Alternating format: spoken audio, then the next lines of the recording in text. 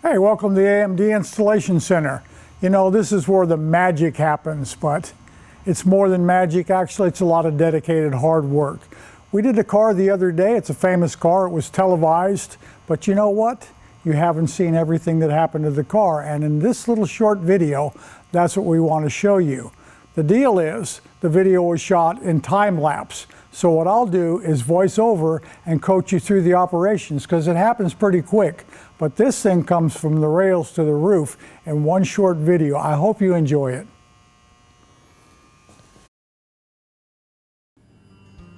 You know, every story has a beginning, and what better place to start our story than Auto Metal Direct Warehouse. We're in the parking lot, kind of getting a visual of the outside of the building. This thing has a ton of parts in it. And the project that we're going to put together is going to need a ton of parts. Now we're inside of the little customer area place, but this is the warehouse. And they have so many parts in here that it makes it so easy to rebuild these muscle cars today. It's nothing like it used to be. So let's have a look at the project that we're actually going to get our hands on.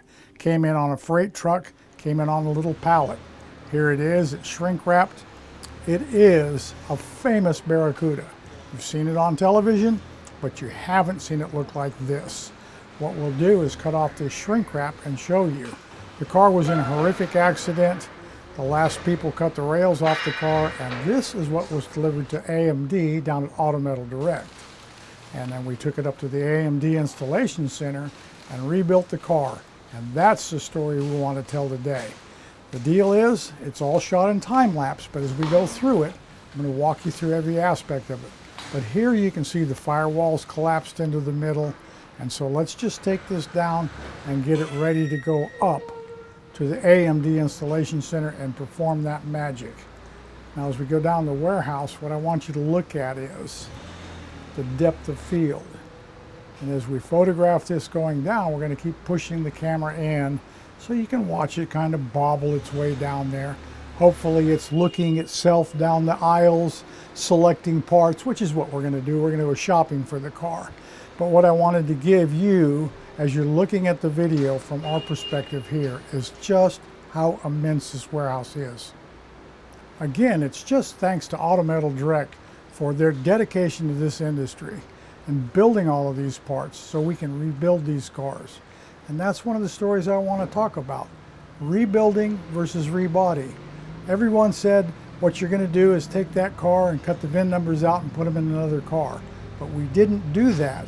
When you look at the warehouse and the size of it, we actually had enough parts to rebuild the car. We did retain pieces out of the car, and that way what we did was wound up with an authentic 1971 Barracuda.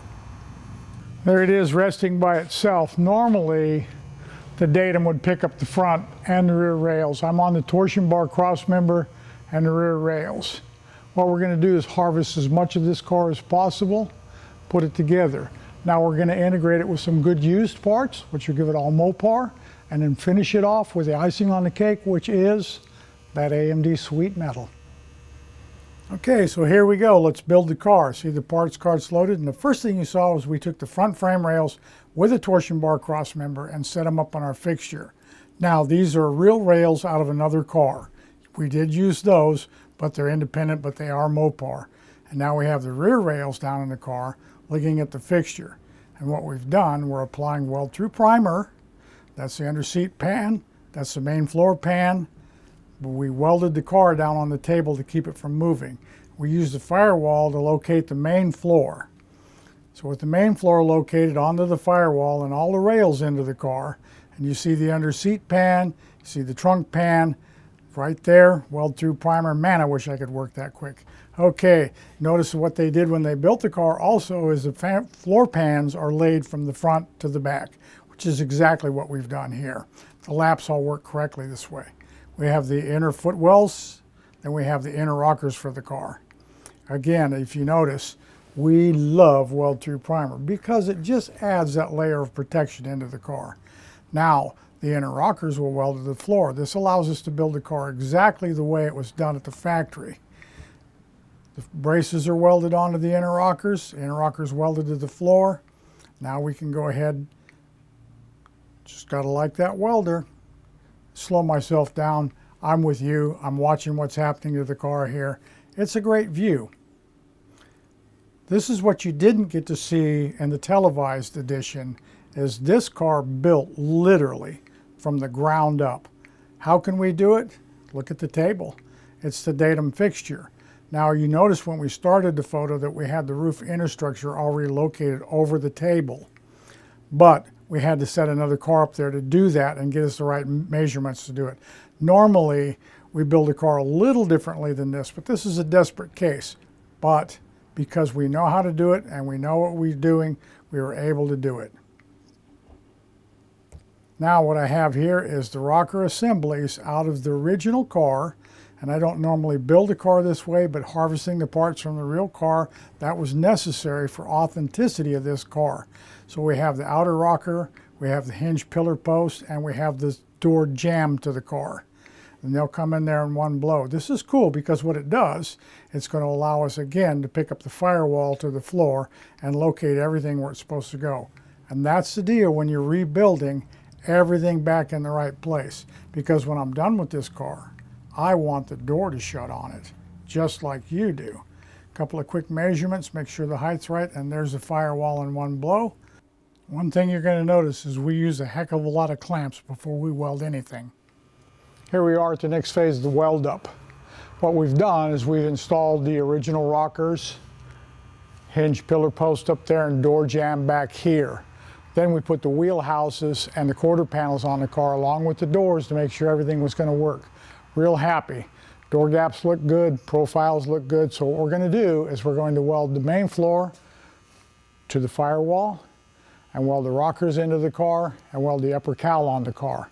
After that, I can go ahead and set up the inner fenders and the radiator support, finishing the front of the car. Then we'll move to the back of the car.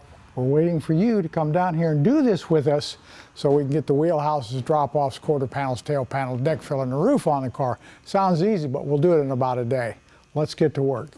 I want you to look at the floor because here's what we're looking at. The joint from the floor to the firewall has to be driven into position to make it profile correctly. Let's get in the car and have a look. As you're looking at the way the floor and the firewall profile together, and by that I just mean lined up, it's difficult in a Chrysler car to do it because they're both flanged. The last reference I made, waiting for you to come down and look at the car, that was for someone else that was supposed to show up in the shop, but never could quite make the time. So now we're up at the firewall. I've got the upper cowl in place.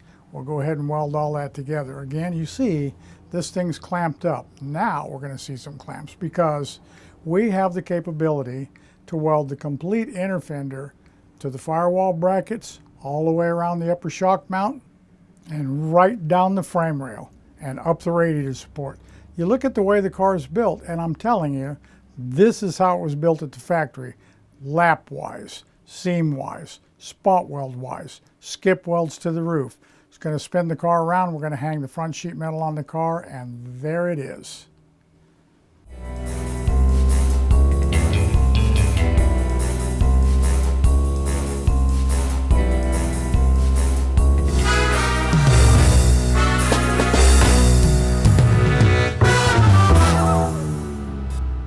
Hope you enjoyed it. James Bondo couldn't have did it any better.